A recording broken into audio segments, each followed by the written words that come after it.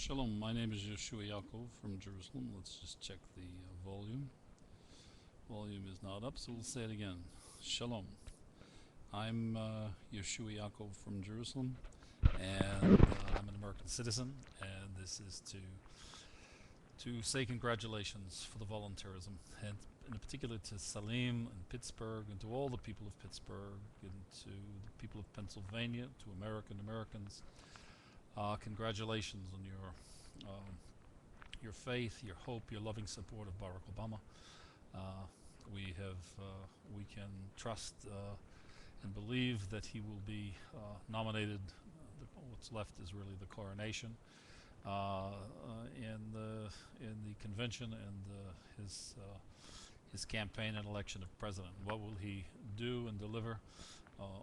Only God knows, but we certainly know the clouds of darkness have tracked his path from the very beginning of his campaign. Let me begin by saying specifically, I'm an American citizen. I live in Jerusalem for 22 years. I left America and saw, as a didactic scientist, and particularly in the social sciences, I saw a rather hopeless situation. Far beyond the corruption that is ubiquitous in Washington, but the corruption as well of the national spirit. And Barack rejuvenates and brings forth hope and promise for the future. So let me begin by saying what we don't want from Barack Obama. We don't want another national holiday, and we don't want the forces of evil that are perverse and extreme and quite prevalent in Washington and in America, conspiring to produce another Jack, another Bobby, another Martin Luther King at the back of Barack Obama. We will not accept that, and we certainly understand the imminent danger. Having said that, it's happened in India. It's happened in Pakistan with Bhutto, her murder, and other places in Israel. And we will not be friends and allies. America will not continue to be friends and allies of countries that conspire and murder their leaders, no more than will we accept or tolerate in America the murder of leaders for their political ends. Having said this, let me now address the campaign for president and we pray the presidential administration of Barack Obama. I'm the author of Humanomics in General, which is the new East-West convergence model, the context in history in which we have the blessing to have a leader of the character, morality, quality, ethics, etc. of Barack Obama, is the end of man and mankind's exile observed. I'm a didactic scientist. I observed it beginning in 1991, the collapse of the local reality. That means in local terms the collapse of the local reality, and it began in the Soviet Union with the collapse of its local reality, which was communism. The next year in Yugoslavia, the collapse of its local reality, which was communism. In 1995, it visited Israel, and with the murder of Rabin, and there was the collapse of its local reality, which was Zionism, despite the denials to present.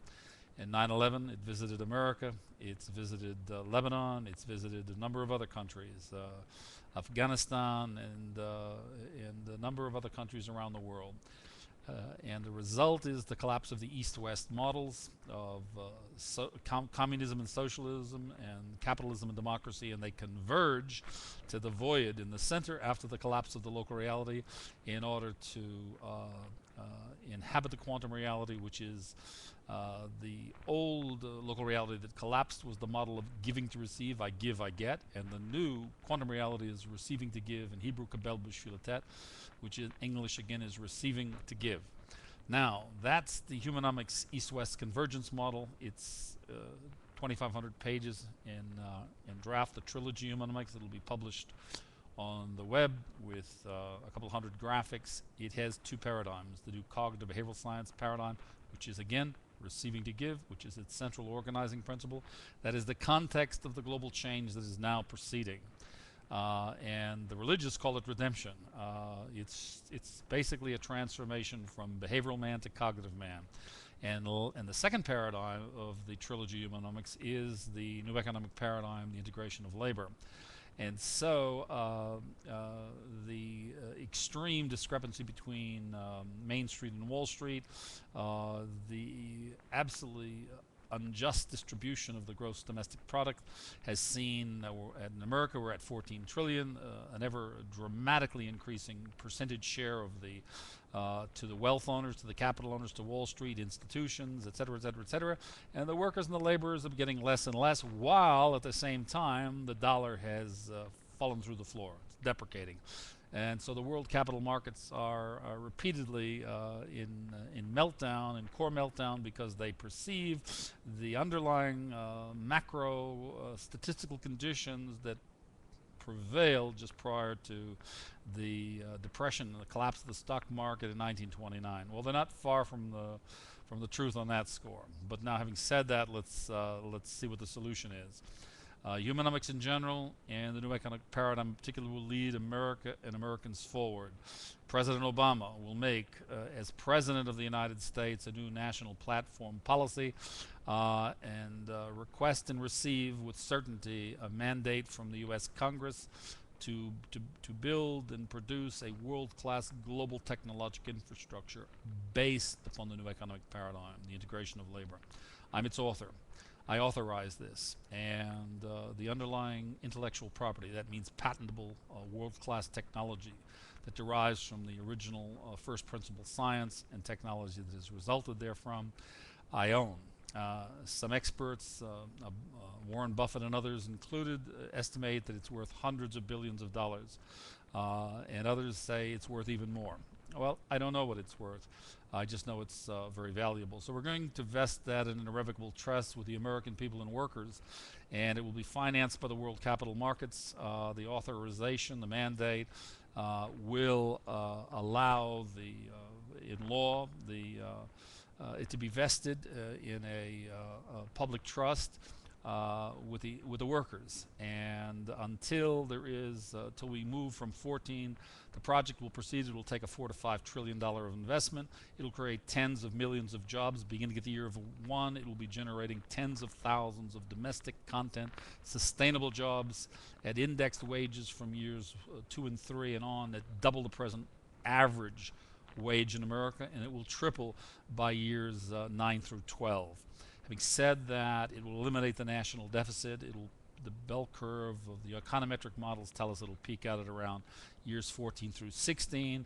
The complete national debt will be eliminated, the present 9 trillion plus the 5. And by the way, the 5 trillion that is required for the supply side investment of this project, 60% of that will come from the G9 that will partner. It'll make America the most competitive economy. Now for Toklas. This irrevocable trust that I will place the intellectual property that I own in, the American workers will get it so that they get back to a proper just distribution of the GDP pie, where they're 60-70% of the GDP goes to the workers of America, and a much more reasonable and fair share to the institutions and capital owners.